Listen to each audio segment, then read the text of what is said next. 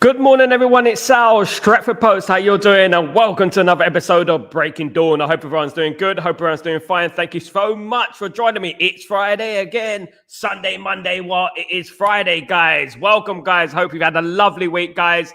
Well, you know what? It has been very busy for us as a Man United fans. Lots of transfer news, lots of ins and outs, lots of rumours.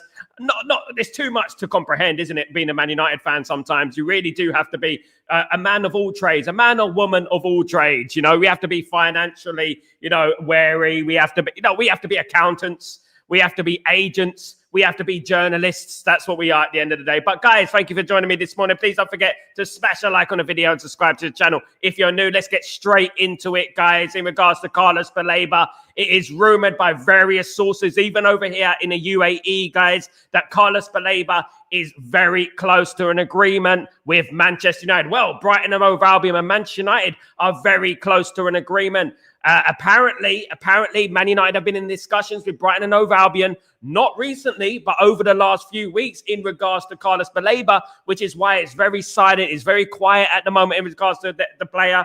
Of course, Man United have been discussing the player for longer than we think. As we know, with Ineos and obviously Burrell, Jim Ratcliffe, all these guys there, they're very good at keeping their cards close to their chest. And in regards to this deal, I believe they have kept their cards close to their chest. Obviously, there were some wayward rumors out there yesterday from Cameroon in regards to Man United have reached an agreement with Brighton and Hove Albion. Look, I don't think it's 100% true, but I do believe that there is an element of truth to that. Man United have had positive talks with Brighton and Hove Albion, and it seemed that we are close to a deal with Brighton, and this deal should go through by the 1st of September, which will be fantastic news for Man United. Of course, September the 1st is the deadline. September the 1st is the deadline, but Man United will reach an agreement very soon, guys. Absolutely. And that would be great for Manchester United. I'm predicting if we get Baleba through the door, we could quite possibly have him available for the Burnley game on the 30th of August, guys. So that could be brilliant for Man United, of course. And what a vibe that would be at Old Trafford, wouldn't it? Having Carlos Baleba there. Now, all the noises are coming out. All the people that have been talking, the same people that spoke to me about Mbumo, the same people that spoke to me about Sesko have been spot on so far, guys, have been spot on. And I believe that Carlos Baleba will be a Manchester United player, barring something ridiculous happens, of course. It is a difficult deal to do. And as Man United are negotiating with Brentford, they've managed to negotiate with Brighton, they've managed to find a way to spend next season's budget now, of course, because they're looking at the club right now. They're looking at the team right now. They're looking at Bruno Fernandes. They're looking at Casemiro. And those two players are two players that will be next season, next summer. Next summer, Man United will be probably offloading Bruno and Casemiro, and those wages will be coming off the book. So Man United are looking at that next season. So they're thinking, okay, we're not going to get Bruno and Casemiro off the books now, but we're going to get him off next summer, which is helping in hand with the Baleba deal, of course, now. So Man United are thinking now, look, we get Baleba now, we spend the money now. We can get rid of Casemiro and Bruno next summer, and that money can go towards, obviously, FFP and PSR, of course. So they're working the deal well. They're working everything tactically well and stuff. So this is good news, and it looks like we're actually finding loopholes in regards to the FFP and PSR, which I want them to do. I want them to bend the rules a little bit. Of course, I want them to bend the rules a little bit. But at the moment, look, we're finding a way to sign Baleba now, and I think that is a smart decision. It does look like Man United are very, very interested in this player. And you know what? So far this season, when we've wanted players, we generally get them in it. Apart from a couple, maybe Quenda, we generally get them, don't we? We weren't in for Jokeres, by the way. So let's see what happens. Let's play it by ear. And look, as time goes on, as this week goes on, obviously it's the weekend now. Premier League is coming back, of course. The most important thing is football at the end of the day. But I'm guessing that, look, as I said, guys, I said it at the beginning of the week. Manchester United, by the end of this week, will have some positivity in regards to the Carlos Baleba situation. And lo and behold, here we are, guys. Here we are on Friday, and lots of positive noises are coming out in regards to Carlos Baleba. Don't be surprised if it hits you with an agreement has been made and Manchester United could just need to tie up the deal and wrap up the deal with the legalities and stuff like that. But let's wait and see, guys. Of course, anything can happen in football. We all know about football can spite you on the backside when you least expect it. But Carlos Baleba, Manchester United, looks likely, guys, in my opinion. Of course, there is conflicting reports around. There is obviously people saying one thing, people saying the other thing. And what's overridingly similar is that there's a lot of secrecy. There's a lot of secrecy. There's a lot of, people not saying much, contradicting each other, not knowing anything. And this is because Man United are in negotiations. Man United are not really, speaking out in regards to it. They're quiet at the moment, which is understandable if they are in negotiations with Baleba, of course. So Man United and Baleba will reach an agreement, I believe, barring something ridiculous. And there is a lot of concern, of course, because Man United have got all their eggs in one basket in regards to Carlos Baleba. They got all their eggs in this basket, and are basically not got a contingency plan in regards to the midfield. Are they going to get Adam Wharton if this one doesn't go through? Are they going to get a Yavi Guerra, a Kamara, someone of that ilk? I mean, I understand that. Of course, I understand, because anything can happen in football. Man United don't get Carlos Baleba, then we're going to have to figure out who we're going to get, because, time is of the essence, and time is running out, of course, guys. It is 2 weeks left of this window, of course, and that will go very, very quickly. I remember I was sitting here on the 1st of June, remember the first window, 1st to the 10th? I was sitting there thinking, we got ages to the window, don't worry about it. But now the window, is almost closed, and we need to get deals done sharpest, guys. And getting Baleba through the door will be an absolute game changer, in my opinion. If someone told me at the end of last season that Man United would sign Mbeumo, Cunha, Sesko and Baleba, I would have thought you were an absolute joking. I thought you're absolutely on something, because that is an absolutely great 4 players right there. My biggest concern, of course, I wouldn't say the biggest concern, but I would say one of my big concerns is that we haven't got a goalkeeper. I would say, what about the goalkeeper? What about the goalkeeper? That would have been the first thing I say. If someone told me we signed those 4 players at the end of last season, I would have said, what about the goalkeeper? What's going on with the goalkeeper? Right wing back, things like that, Unfortunately, it does look like Man United are running out of time in regards to this window.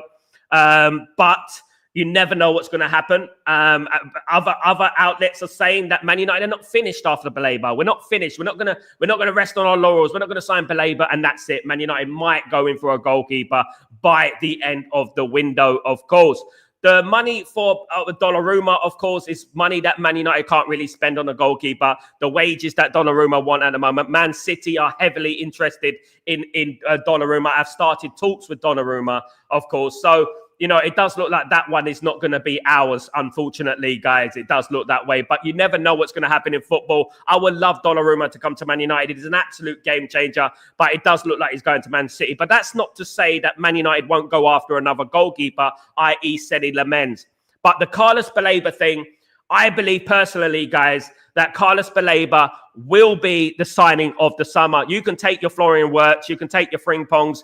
I think Man United, in regards to the 4 players that we signed, are 4 of the best players in the Premier League window, in this window. I think, there's no team in England right now who signed 4 of this caliber of players. I have to be honest, guys. I mean, you look at Mbeumo, Cunha, Sesko and Baleba. Those 4 are the best 4 players out of all the Premier League that could have signed. You look at Liverpool, they've signed Frimpong, okay, very good player. Florian Wirtz, unproven. You've got also, Kirkes is a Bournemouth player. Man United have signed, I think, have had a very, very decent and unexpected window, to be honest with you, so far. But it's not perfect. It's about 8 out of 10, as I said, 8.5 out of 10. If Man United get a goalkeeper, I will move that up to 9 out of 10. If they get Baleba, it's 8 out of 10, 8.5 out of 10. Because obviously we came 15th last season, and Man United obviously needed to really assert themselves this summer. They really need to show us that they mean business, put right what went wrong last season. And signing Carlos Baleba is exactly what a Manchester United team should do. Go out there and absolutely blow the doors off. Blow the bloody doors off, as Michael Caine once said. That's what Man United need to do. And we've been okay. We kind of done it, but we haven't really gone above and beyond. When you're looking at Liverpool has spent over 400 million. Man City, of course, has spent over 400 million since January. Man United have only spent 200 million. So we have to look at that, guys. We have to look at it and say, look, well, Man United are the ones that came 15th. So we're the ones who should be spending that money. So look, I'm not really bothered if Man United splash the cash on Baleba, because at the end of the day, we're still spending less than Liverpool and Man City. So we needed this. We're the ones that came 15th. We're the ones who needed to build up our team. We're the ones who were embarrassed last season by Tottenham Hotspur. That is what it is at the end of the day. So I have no bones about Man United spending money. I have no regrets about Man United spending money, of course, because at the end of the day, we need to get to where we need to get to. And you have to be the best, you have to pay for the best. You have to pay for the best at the end of the day. Yes, I'm a little bit concerned, obviously, about the youth system, the youth products coming through. But unfortunately, in football today, in these day and ages, it's very difficult to bring players through all the time now, because other teams have spent money. Other teams have spent a lot of money. So you can't afford to say, right, we're going to give it 5 years and wait and see until Fredrickson, Kalungi, Chido come good. Man United can't do that. We waited, obviously, 12 years so far in regards to, players coming good. Man United need reaction. Man United need to do it now. And when you're looking at the Champions League, I do believe that secretly Jim Ratcliffe and Ineos are looking at Champions League qualification. They're looking at Champions League qualification because whilst the other teams, Chelsea, Man City, Arsenal, and these teams are looking at the league, they're looking at the Champions League. They're thinking 100 million for the Champions League. They're thinking they got to get into the Champions League. So this is what we got to do. We cannot allow these teams to steal a march on us, to get ahead of us and carry on getting that 100 million. Liverpool, for the last 2 years, have had 100 million, and that's 200 million, especially the fact that they didn't spend much money last year. They've managed to bring in that money this year, of course, and spend it, So Man United need to qualify for that Champions League. And I believe if we get Baleba, it will be a chance, but we do need to get that goalkeeper situation sorted out. The rest of the team, I think, will negotiate itself. I think we'll be all right if we get a goalkeeper and Baleba. I think the rest of the team will be all right. Yes, we need a squad. I believe we need a squad. And there's no reason why Man United shouldn't go out there, look at some free agents, things like that. Some experienced players to come into the team when we obviously have got injuries or suspensions and things like that. I think that is important.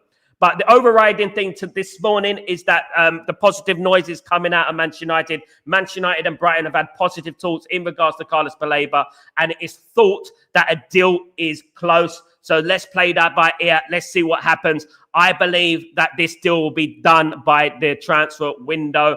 Hopefully it gets done before that so we can incorporate him into the team, incorporate him into the training, and maybe, just maybe, he might play against Burnley on the 30th of August, guys. That would be absolutely buzzing, wouldn't it? Buzzing Old Trafford. It would be absolutely brilliant if it manages to happen. But obviously, anything could happen in football. As we know, Man United do drag out deals. But apparently, Man United have spent a while on this Baleba deal. Before we were even talking about it, yes, we were interested. We had a vibe about Baleba. Baleba's the guy. Lots of people talking on the channel about Baleba. He's the next big thing. But Man United are aware of Baleba and now have gone into official discussions, which have gone well. So hopefully this deal will be done and dusted very soon, guys. And we have Carlos Baleba as a Manchester United player, finally as a Manchester United player. And we can slowly but surely start fixing that gaping hole in the midfield. And that will be absolutely, a game changer for me. It'll be a game changer because the midfield is the engine. The midfield is what changes the team. And obviously it would help us immensely, even if we don't sign a goalkeeper.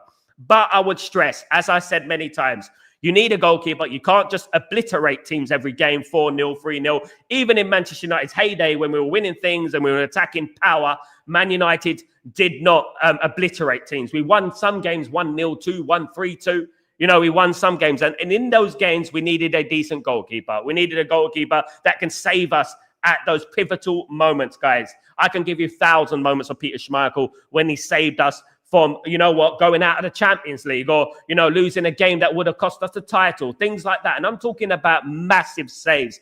Saves that are point blank. We all remember the Dennis Bergkamp penalty against Arsenal, don't we, in the FA Cup semi-final. Goalkeepers are extremely important, and they can make or break you. As I said, you're not going to win every game 3 or 4-0. There might be games where it just doesn't work out. Ball doesn't go in the back of the net, but you're winning 1-0. Free kick comes in from the opposition team. Ball slips out of the goalkeeper's hands, open net, 1-1, you lose 2 points. And that is what football can do. Football can slap you in the face. So it's very important that you don't underestimate the goalkeeper situation. A lot of people will come on here and say that I'm not bothered about the goalkeeper situation because we got a great attack. We can just obliterate teams. That's not how football works. You don't obliterate teams.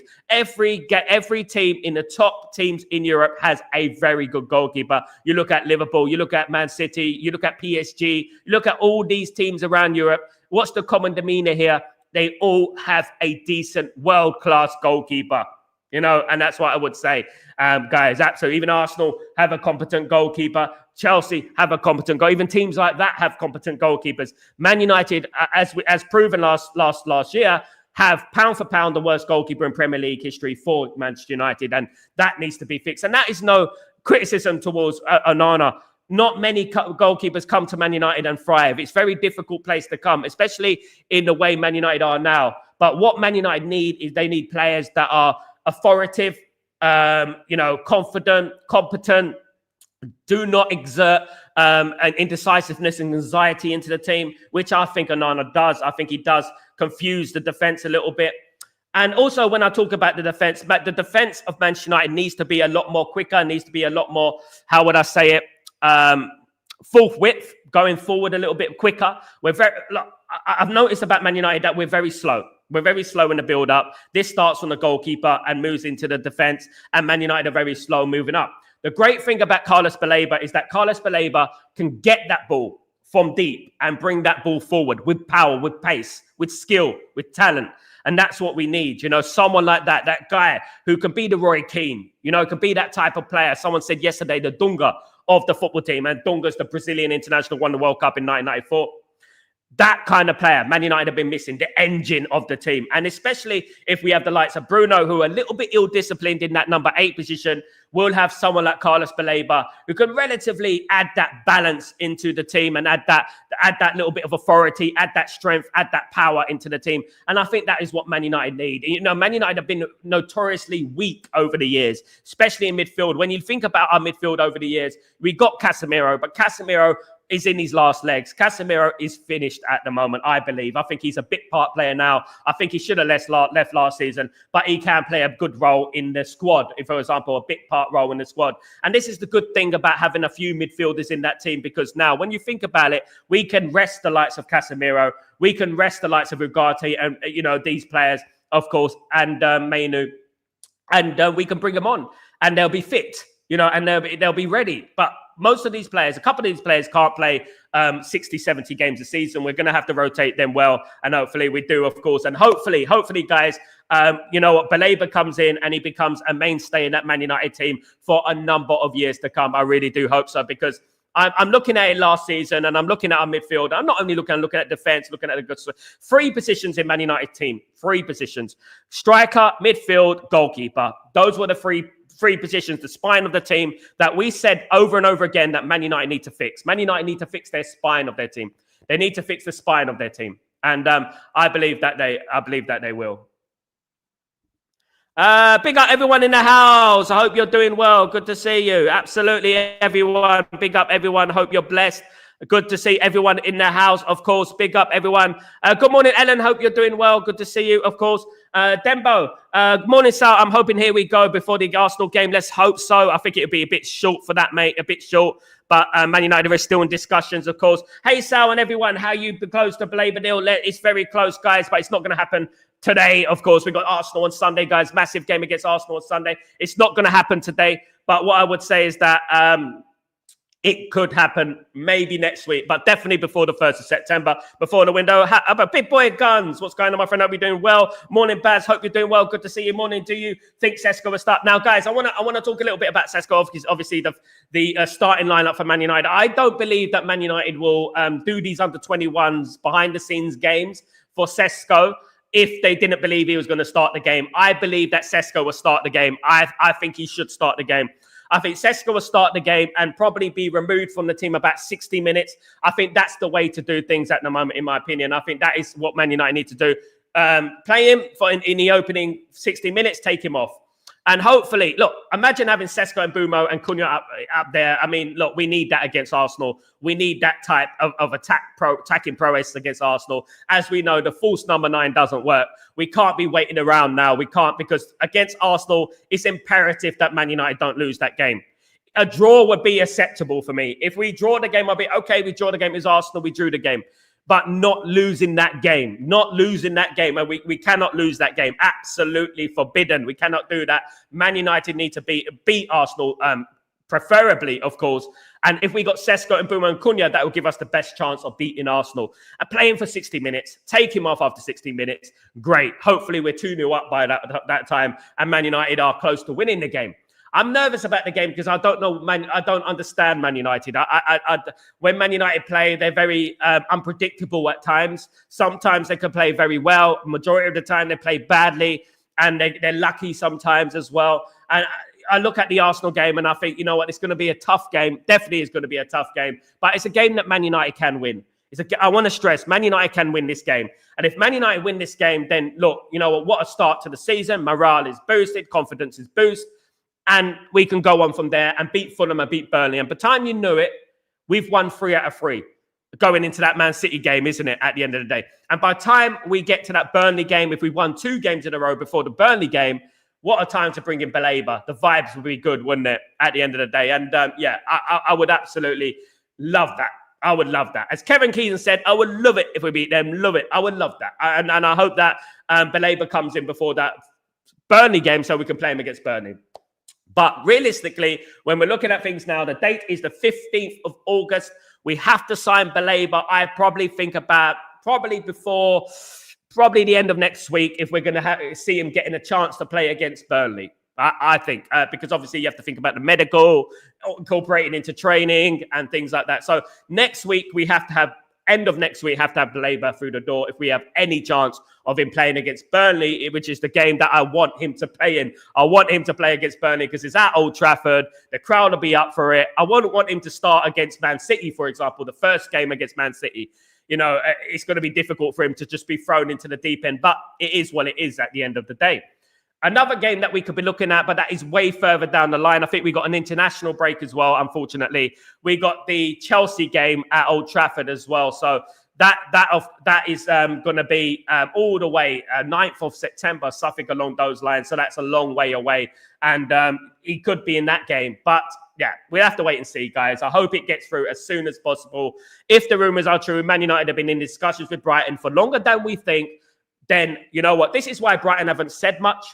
This is why no one is talking much about it, because maybe the discussions have been going on for quite a while now. And obviously, Man United with Baleba, terms, no problem. Terms are no problem. It's already been verbally agreed, gentleman's agreement. Baleba wants to go to Man United. He's happy to go to Man United. And Man United is all we want. Now, I want you to remember this, right? There was rumours about Liverpool and there was rumours about Manchester City. Why do you think, let me tell you this, guys. Let me ask you this question. Why do you think Liverpool and Manchester City have taken a back seat here? Why do you think they've moved away from the Baleba deal? Because Man United probably already have an agreement in principle.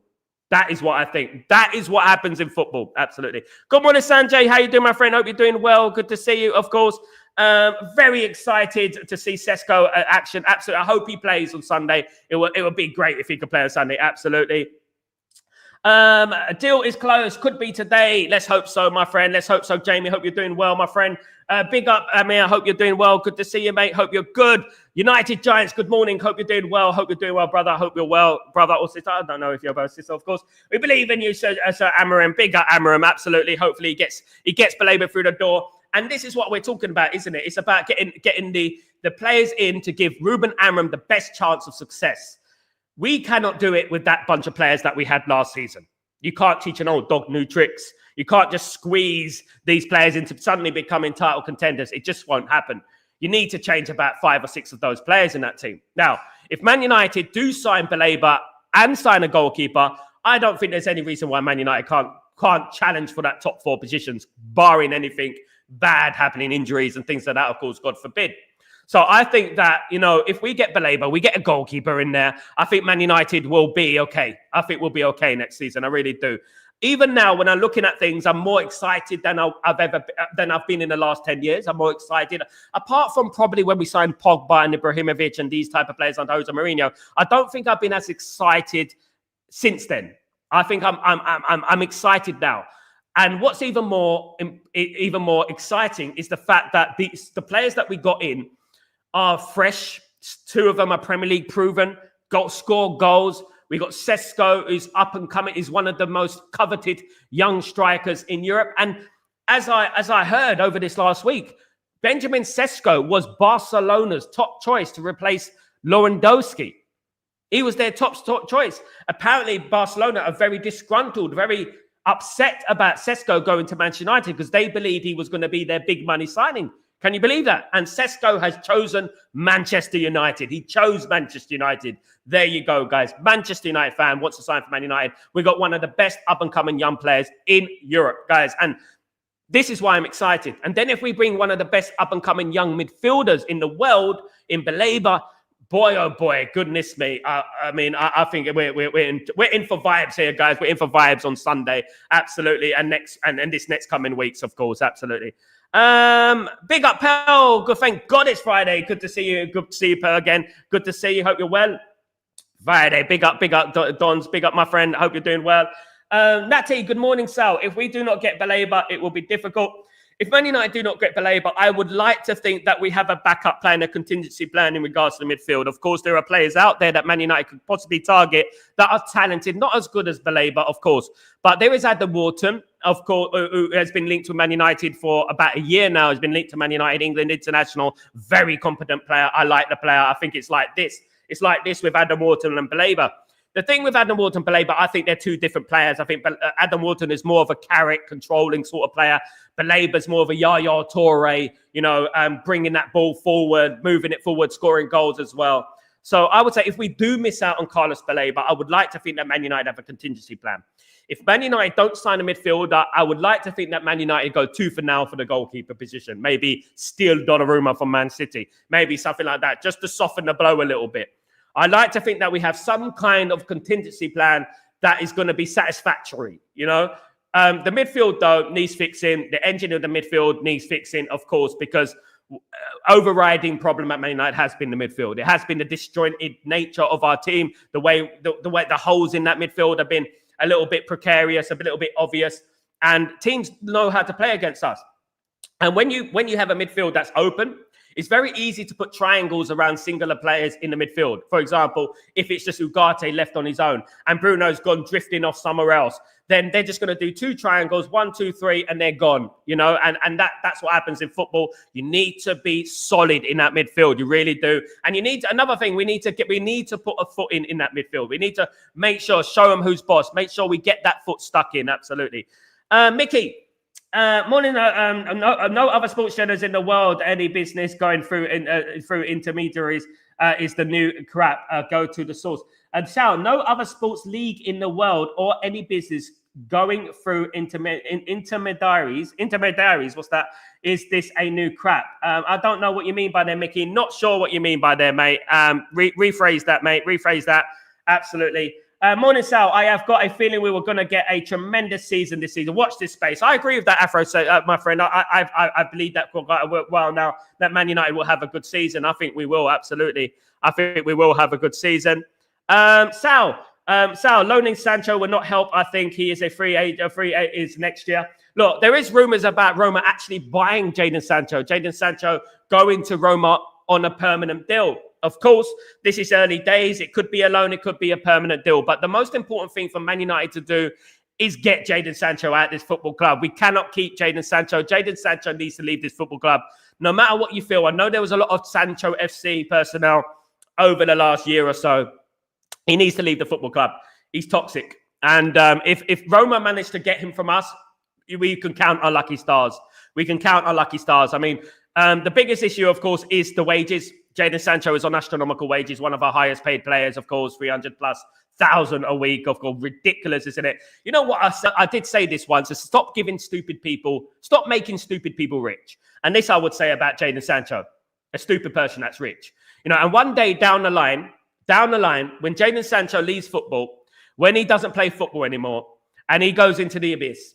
He's going to regret these days when he's playing for Man United, one of the biggest clubs in the world, you know? He's going to regret it. He's going to say, I wish I appreciated it a little bit more. I wish I was disciplined. I wish I trained. And I know a lot of footballers, guys. I know a lot of footballers. Now, I've had a couple on this show who regret their footballing, who regret not appreciating their footballing days, you know, not appreciating, you know, when they were playing football and their, you know, their life was good and keeping fit for money. When people pay to keep fit, you know what I mean? It's a very, very good, beautiful thing to have to be a professional footballer. And if you don't appreciate it, when you retire, you're going to feel it. A lot of players go into depression. A lot of players need therapy when they leave football. You need to appreciate it. And now what I would say about Jadon Sancho, Jadon, look, it hasn't worked out at Man United. Go to Roma, build your career up again. There's no hatred in this stream. I don't hate Jadon Sancho. I don't hate anyone. This is football at the end of the day. It didn't work out. You're a bit of a prat, yes. What you did to Erik ten Hag was out of order and disrespectful, yes. But what I would say to you, Jadon Sancho, leave, go to Roma, go to Serie A, great league. Tammy Abraham has gone to Roma in the past, scored lots of goals, you know, doing very well out there. Tomori has gone over there, done very well as well, and building up his career again. I think that is what Jadon Sancho needs to do. And I think the pace of the league in Serie A would fit him to a T. Big up, big boy Guns. Big up. We need to hear news about Garnacho coming very soon. But don't be surprised if we get a here we go with Garnacho very soon, guys. It's going to come out of the blue, I think. Chelsea are preparing another bid for Garnacho. Garnacho looks likely to leave Man United by the 1st of September. I'm pretty certain about that. He won't be playing for Man United next September, especially after what he said about I'm going to sit down and on in the behind the scenes and wait until my contract expires. I mean, okay, mate, so you want to miss the World Cup then, do you? You want to miss the World Cup with Argentina, mate? Okay, then be my guest at the end of the day. Because, again, this is exactly what I've been talking about, you know, not appreciating where you are, who you are. If I was Alejandro Garnacho right now, I would say, look, I was passionate after the Europa League game. I was upset. I wanted to play. I wanted to win it for my teammates. I didn't play.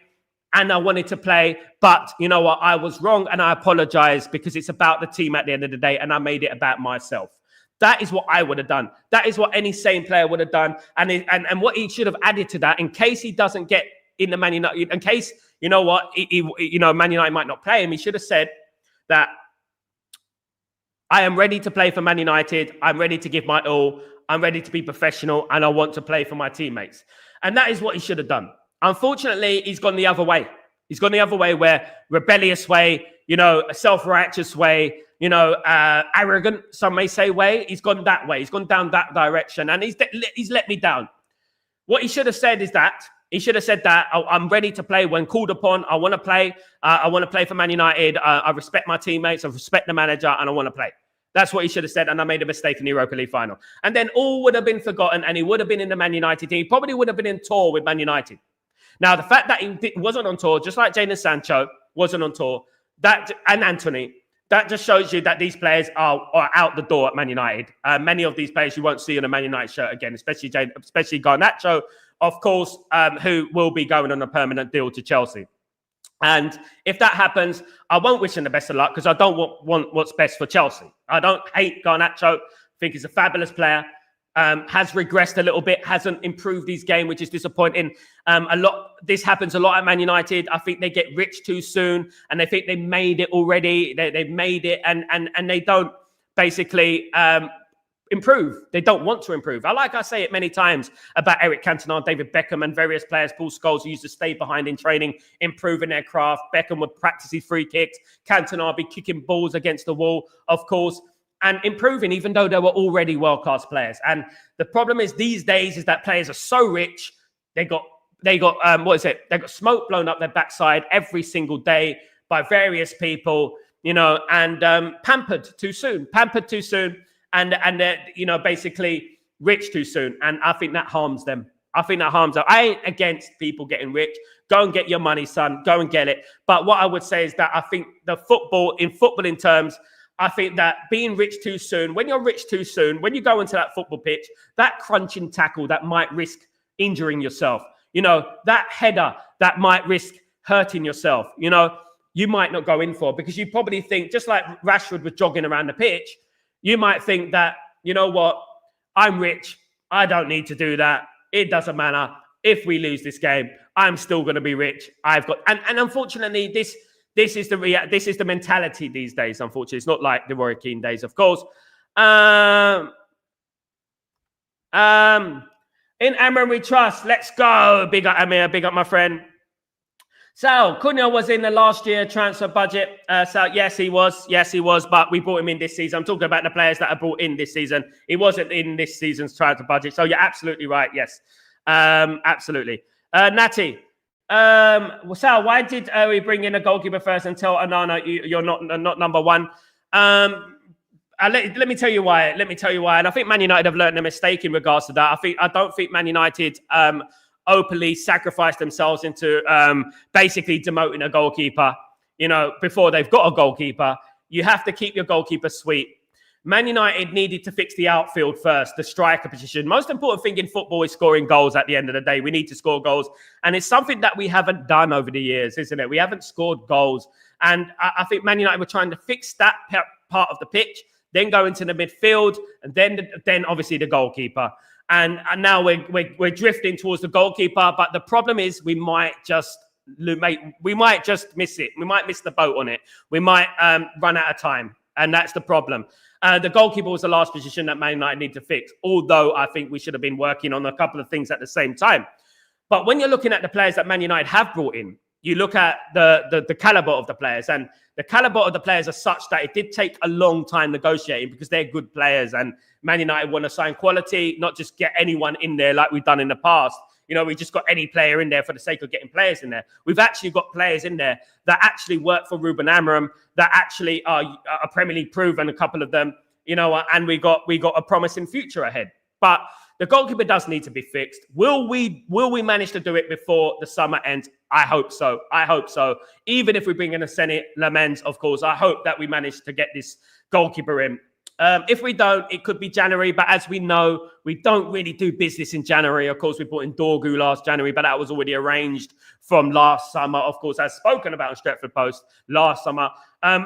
I think it will be next summer. Probably we'll be doing deals in regards to the defense. But then you look at things. This is why Man United need to do things quickly, because you look at things and Man United by next summer, we don't know, but Man United might need another position next summer. And we might think, God forbid, touch wood, guys, touch wood, that we might, some things might not work out. And we might say, well, we need another striker, or God forbid, hopefully it works out, but we might need another left back, or we might need another defender or something like that. It might be like that, isn't it? And we might need different positions. Time is an education at the end of the day. And if it gets to the end of the season and we say, well, this was terrible, he was terrible, obviously I hope it's not, I hope they all succeed, then we're going to have to be looking at other players, of course. Big boy guns. Who's after Baleba? Liverpool and Man City are interested in him. But this is why I think that Man United have stolen a march. This is why I think there's a lot of truth in regards to what I'm hearing, is the fact that Liverpool and Man City have drifted away in regards to this deal. What happened with Mbeumo and Tottenham? Tottenham drifted away, right? They drifted away. Once teams drift away and you hear no one after, and look, guys, Baleba was one of the best midfielders last season, guys, yeah? So, and his age, look at his age, right? Was he 21? Look, at the end of the day, guys, if there's Liverpool, Man City, Chelsea, Arsenal not in for Carlos Baleba, then you know that Man United have some sort of agreement going on there, don't you? Because they would step away from that rather than wasting their time, isn't it? Because obviously they're not going to waste their time if he's already sacrificed himself in going to Manchester United. So that is my theory on it. That's my theory on it, okay? This could be, obviously this might not come to truth, but that is what I'm feeling, because there is no Man City, there's no Liverpool, there's no Arsenal in the race at the moment. And when you look at last season, Liverpool were very close to signing Carlos Baleba. They were very close to signing Carlos Baleba. So why have Liverpool stepped back? And that's what I would say, and Man City and Arsenal, of course. So that's what I would say. Absolutely. John O'Connell. Let's hope we sign a goalkeeper. I hope so, John. I really do. Kennedy, what's going on, my friend? Hope we're doing Manchester United all the way. Come on, my friend. Good to see you today. Hope we win against Arsenal, of course. Tenzing, if we are going to pay Brighton what they want, why can't the deal be reached before the first game? Because it's not about paying Brighton what they want. Man United are willing to pay Brighton what they want, but Man United want to do the deal in a structured way. So basically doing an installment plan. This is what Man United have been doing over the last few weeks and months, of course, installment plans. And Brighton obviously want money up front. They want a lot of money up front, probably the whole amount they want up front. But Man United are not going to pay 90-odd million up front. Man United will do it in installments. And this is what takes time. Man United and Brentford had an agreement. They had an agreement. They said, that's the price we want, that you pay that price. But Man United could not reach an agreement with the payment plan. And that was the problem, ultimately. Man United are willing to pay more money for the player if we can do a structured payment plan than paying the money up front. So Man United are willing to pay capital on the price of the player and pay it in installments rather than paying less and paying all up front the money. And this is what Man United are working on now. It's a bit like the Chelsea model. This is what Chelsea have been doing. Chelsea have been dragging deals out for many years, of course, guys. Absolutely. So look, guys, I think it is a smart move to do that because I think that if the player doesn't work out, you can sell the player and just get the money back anyway without having to pay that money, of course, guys. So, what I would say is that, look, this is what Man United are doing. This is why it can take time. Big boy guns. Why can't and another number one goalie? We can't have Onana. No, we can't. We can't. Absolutely don't. Big boy guns. If Man United, let's say for argument's sake, signed Donnarumma, Onana needs to leave. You can't have two number ones. Onana is an asset according to Ineos, of course. He's worth a lot of money. He's on a lot of money, and we can't have a number one sitting on the bench. You know what I mean? And that doesn't make sense. What you need is a Senny Lamens, a young player who can be groomed into the number one position, slowly but surely. And slowly but surely, you can slowly drift Onana out of the team and bring in Senny Lamens. That's what Man United need. Big up, Dundee Dust. How you doing, my friend? Hope you're doing well. Don't know if Radcliffe and Ineos have to meet certain performance standards, numbers to buy more of United. I don't know, mate. But what I did hear, which is the biggest quote there was in regards to the takeover process, is that they're going to buy the club in 2026. Now, we all know that's unrealistic right now, isn't it? There's more rumours going around that Man United and Qatar are going to rekindle the bidding again and stuff like that. I don't think so. I don't. I think there's too much interest in Ineos and the Glazers for that regeneration project than for them to give up this football club. They're in line to make a lot more than 100 million that they're going to pay on Baleba. They're in line to make billions, guys, billions. So that is what they're focusing on. And I just don't think that Jim Ratcliffe is gonna buy the club fully. It's just gonna remain the same with the Glazers in charge, because the Glazers that ultimately are the ones who are initially interested in that regeneration project. Of course, the letter went into the Manchester Council in 2018. So they were always interested in that, and this is why they're not going anywhere, even though people may protest and that. The only way Man United can remove the Glazers is obviously hitting their pocket and stopping that regeneration project, stopping football matches. But as we know, it's not going to happen, is it? At the end of the day, sadly, even though it's a blessing that we need it. Natty, Sal, we will see if Baleba start for Brighton game. Baleba? What?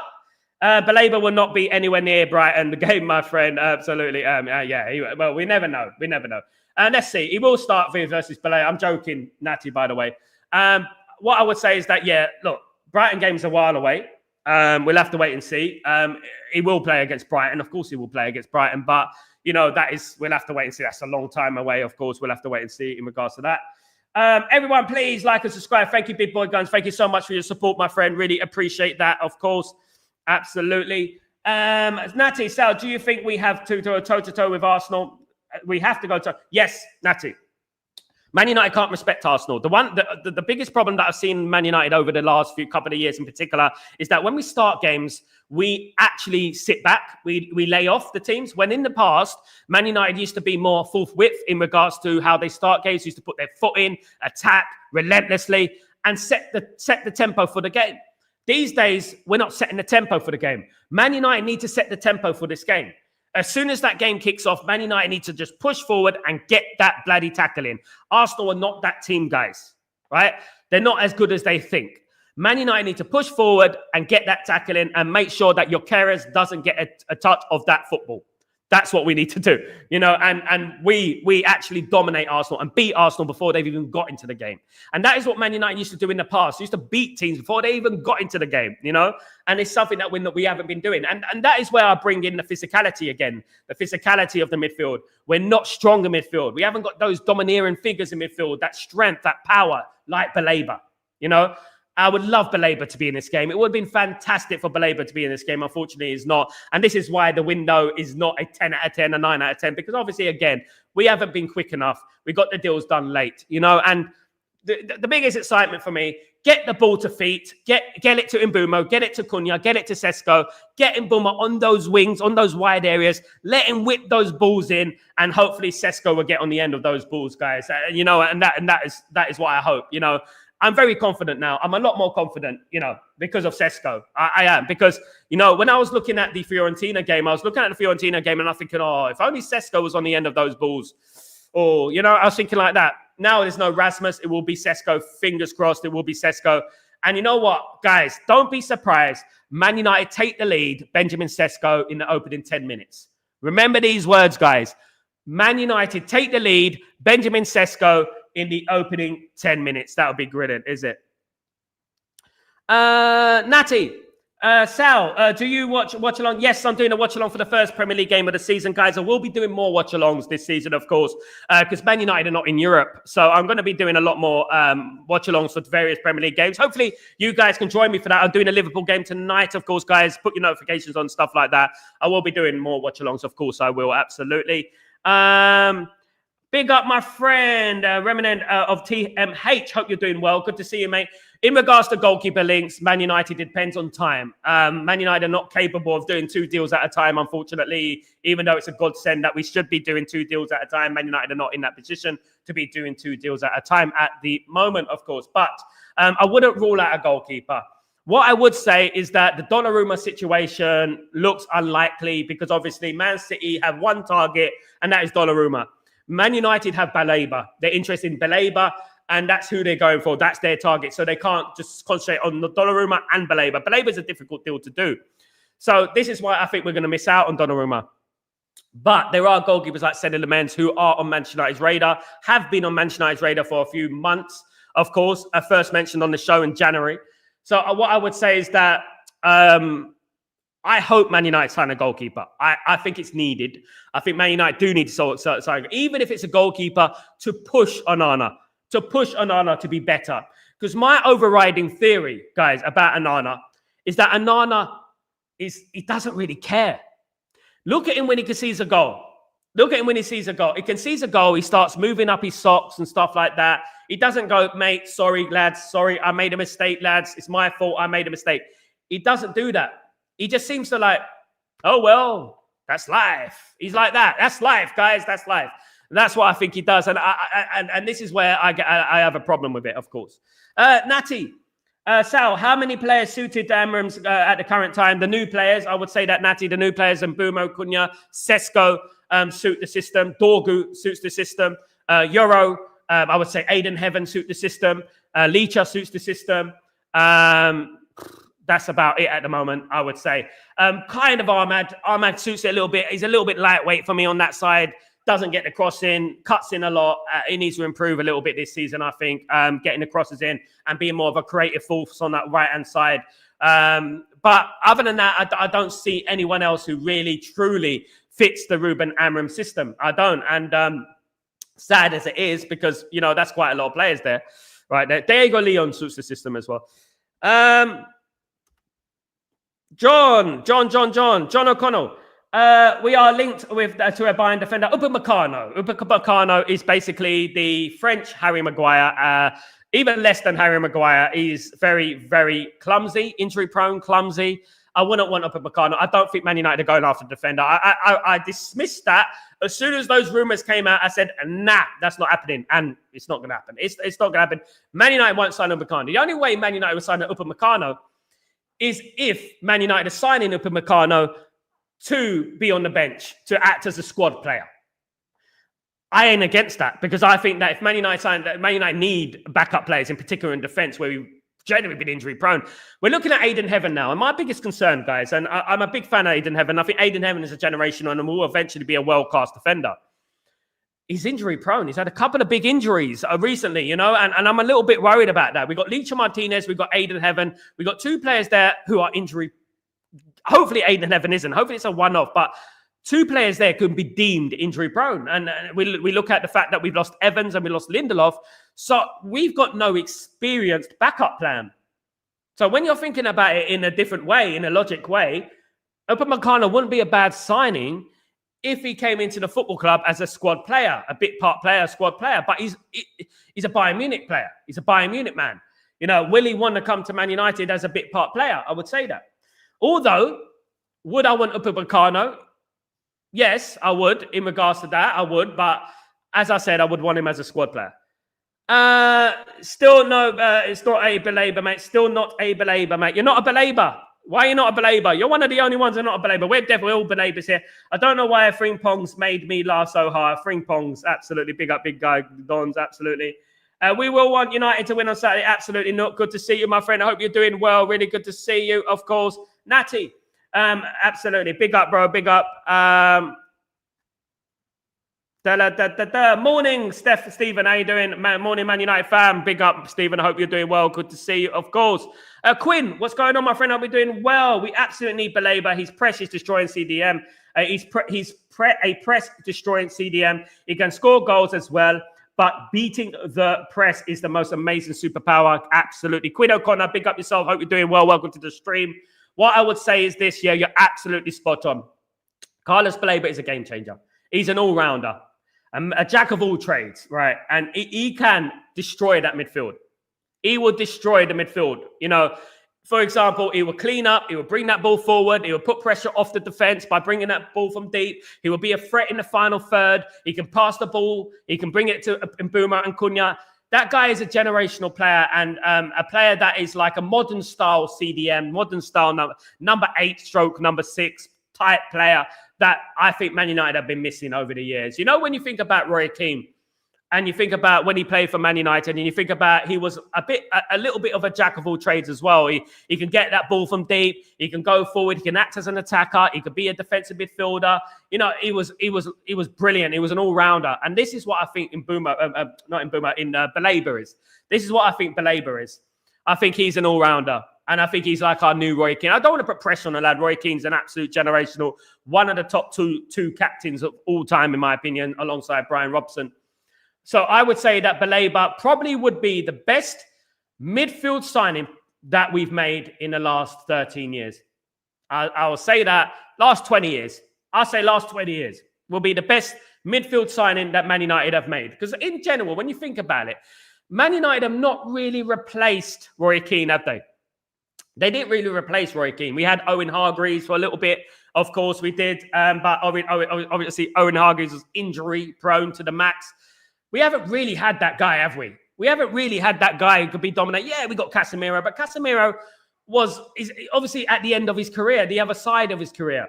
You got Schneiderlin, of course, who obviously was never good enough for Man United, was never proven to be a Man United midfielder. Of course, we had Schweinsteiger, who again was on the other side of his career, on the other side of that. So this is the only time I felt like we got a young, promising, world-class, potentially world-class midfielder in our hands. You know, we signed. And it's the first time in like 15 odd years that Man United have done this. And I'm delighted. You know, we're going to do this. We haven't done it yet, but we hopefully will do. Absolutely. Zizou, good morning. How you doing, my friend? I'll be doing well. Hi, bro. I think our attack is strong now that Cunha, Sesko, and Mbeumo. And if we have a Baleba, it will be good addition in the midfield. Absolutely. And good morning, Tybo, the legend. How you doing, my friend? I'll be doing well. Good to see you, Tybo. Hope you're having a fabulous Friday so far. As with all of you, it is Friday, guys. And hopefully we have a good one today. We hope so, of course. Absolutely. Lee, we need to win every game 4-3 with the obvious Polo Mint pick up. Absolutely. Polo Mint means the midfield, of course. The Polo Mint could be in goal as well, of course.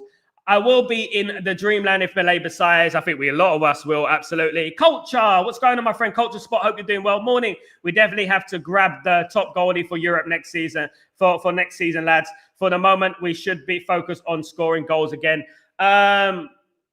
I agree, mate. I think one of the biggest problems at Man United Culture Spot has been scoring goals, and as we know, scoring goals wins games. Of course, you can't win every game 4-3, but there might be some games that are incredibly tough. We might be 1-0 up, and we have to rely on the goalkeeper. And this is my biggest concern, because we're not proven to score goals. We haven't been proven to score goals for the last 2 years. 40 goals last season, something like that. 44, I think it was. It's just not enough, is it? And when teams are scoring 100 plus. So what I would say is that, look, Man United need a goalkeeper. If we don't get a goalkeeper, I just really do hope that Sesko and Mbeumo and Cunha thrive. And we you know what? We score a lot of goals. And we win more games than we don't. But Onana will cost us next season. I'm telling you right now that Onana, there will be games that Onana will cost us next season, unfortunately.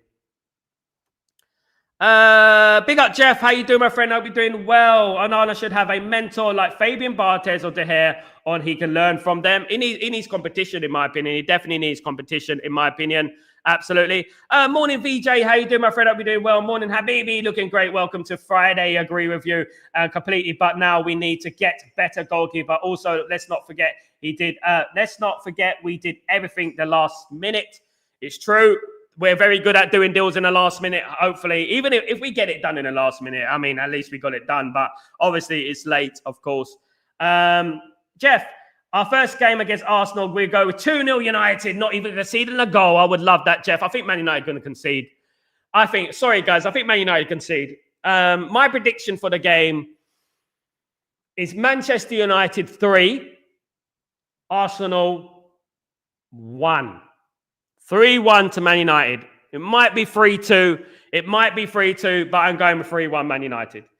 Obo, good morning. How you doing? Man United and Brighton keeping their conversation silent enough is professionalism, but not satisfied with knowing that the Baleba price, the tag, except for social media hypings. Today, 104, 100, 112.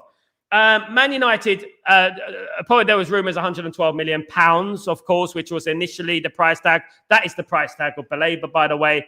But that is not what Brighton are going to accept. So from 112 downwards, it could be any price at the moment. Man United, the bid for Baleba has not been exposed yet, Obo. The bid for Baleba has not been exposed. So the price for Baleba is the top end, which is 112 million. I believe, as I've always said, the deal will be about 95 million plus incentives. That's what I'm thinking, okay? That's what I'm thinking. 96 point something million, around that much. And you will see it, guys. You will see it, Obo. Proven right before, Obo. You should know that. Natty. Big up, Natty. Yeah, it will be installments, Obo. I agree with that. It will be in installments. Lee, so I gather you will be doing a FFL, mate. Fantasy football league. No, I can't do it here. It's not allowed in this country, Lee, where I am at the moment. Unfortunately, I can't do the fantasy football league. Unfortunately. VJ, do you think Qatar recruitment and buying plan would have been different, or would you have been alive with BSG and one's football, and they're given our players a chance for preseason? No, I think the buying powers of Qatar would have been better than what we have right now. Definitely, we probably would have got the same players through the door as well, because Man United's transfer list is Man United's transfer list, and I think that Man United would have done similar moves than what they're doing now, but got it done quicker and absolutely blew the doors off. Yeah. I would say. But obviously, it is the butterfly effect, isn't it? It's the butterfly effect. What would have happened if this and that, of course. Sesko getting a winner. I would love that. Big up, Darren. Hope you're doing well. Good to see you, mate. I would love that, Darren. Absolutely. I would love that. I would dearly love that. Big up, everyone, of course. David, you know what? We have to sell Deadwood players. Yes, we do, mate. Of course we do. We have to sell some of the Deadwood players. Of course, guys. Absolutely, we do. We have to sell some of those Deadwoods. Definitely. Of course, guys, absolutely. Let me just read out. Yeah. Hopefully Sancho goes. That'd be lovely. I hope it's a permanent deal, guys. I really do. I really need to get rid of him. Tyborg, Sal, you could be right on Baleba, but it could be that they have other priorities. They haven't brought players to that position, so their priorities were probably elsewhere and that our luck just maybe, you never know, mate. You never know, Tyborg, maybe. I just believe that the talks are ongoing and it's going to take a while, of course, for anything to happen. Hopefully we get some news next week in regards to Baleba. I really do. Big up Tyborg, absolute legend, of course. Big up Fanatic8, hope you're doing well. Big up everyone in the stream, guys. You're absolute legends everywhere, of course. Big up Gems, hope you're doing well. Good to see. Hopefully, because Anana scares the life out of me, and then he does as well. Me too, Gems, he does as well. I think a lot of us echo those feelings, of course. Get Ineos out of my club. Big up Kyle, hope you're doing well. Good to see you. Big up Jeff, what's going on? Get Baleba now, whatever it takes. Just do it. Big up Jeff, I hope so as well, mate. I really do hope we do get him through the door. Of course, that would be absolutely ideal, guys. Absolutely. Guys, thank you so much for joining me. Absolute legends in the chat today. Don't forget to join me later on for Chatterbox. And also, don't forget to put your notifications on in case I go live, guys. You never know when I go live. You never know what's going to happen. Of course, guys, do you? With obviously things going on. So, guys, smash a like. I had over 300 people in the house. I should have been 300 likes, really, in theory, shouldn't I? If life worked like that. If Carlsberg done likes. Guys, thank you for joining me. Have a great day, great night, great evening, wherever you are in the world. I'm Sal Warner. This is Breaking Dawn, and I shall see you later for Chatterbox. Don't forget Chatterbox. Chatterbox matters. And guys, one little thing, I'll be doing a watch-along for Liverpool against Bournemouth tonight. Come on, Bournemouth. Hopefully, Bournemouth do the business tonight. I will be live for that game, guys.